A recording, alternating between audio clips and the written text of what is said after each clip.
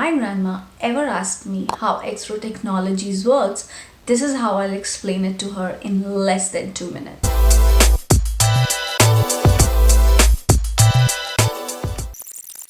Imagine, grandma, you ask me to carry a weight of 100 kilograms for 5 kilometers. And if I take that weight and start running at a full speed, there's a high chance that I would probably crash at 200 meters. But what if I let my brain decide my speed? Then I would probably walk or brisk walk depending on what my brain tells me, and then there is a very high possibility that I would be able to cover the 5 kilometers distance. And if you apply the same principle to EVs, whether it's EV bikes, cars, trucks or rails, they all have battery to store power, and then they have motors to convert that power into kinetic energy to move the EVs. Without a brain, they would run at a full speed and probably crash like me at 200 meters distance. Okay, there is a slight bit of exaggeration in there, but you get the point. If EVs were to use Exro's coil driver controller, there would be a proper distribution of power between torque, that is the rotational force, and the speed in real time using algorithms to take your EV to the farthest distance possible. Now let's relax and let me tell you why I think you should invest in Exro Technologies. The problem that Exro Technologies is trying to address is not a made-up problem. High torque at low speed and low torque at high speed is a typical EV problem. There's nobody else in the market who is trying to address it. So there are no competitors.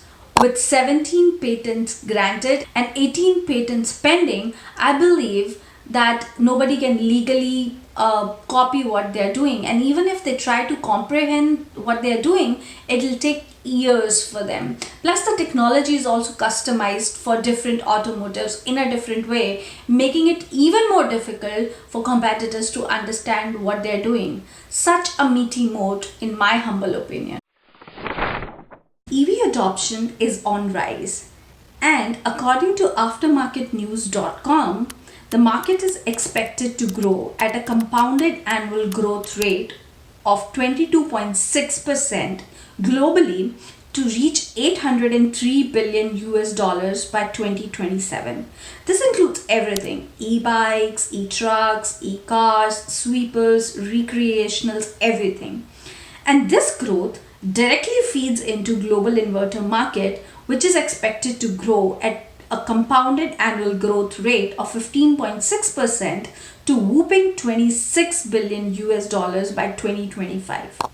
Just 5% of that would mean 1.3 billion in revenues every year for Exro. Even if we go a little bit more conservative at 1% of the market share, it would mean 260 million in revenue every year for Exro.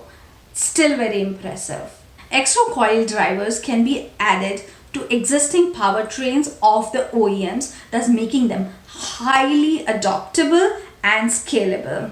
And Exro makes money by either manufacturing it for the OEMs, providing engineering services to them, or licensing their technologies to them. Like we discussed before, Exro solves a very critical problem, and that solution becomes even more important in a heavy load situations like sweepers or garbage trucks and things like that. The technology also eliminates the need for gearboxes and additional motors, thus making the overall EV performance much better by reducing the weight. The company is strongly positioned in the disruptive and the growing market, in my humble opinion. All this sounds good, but the stock is already up 200% since it was listed on TSXV in September 2020.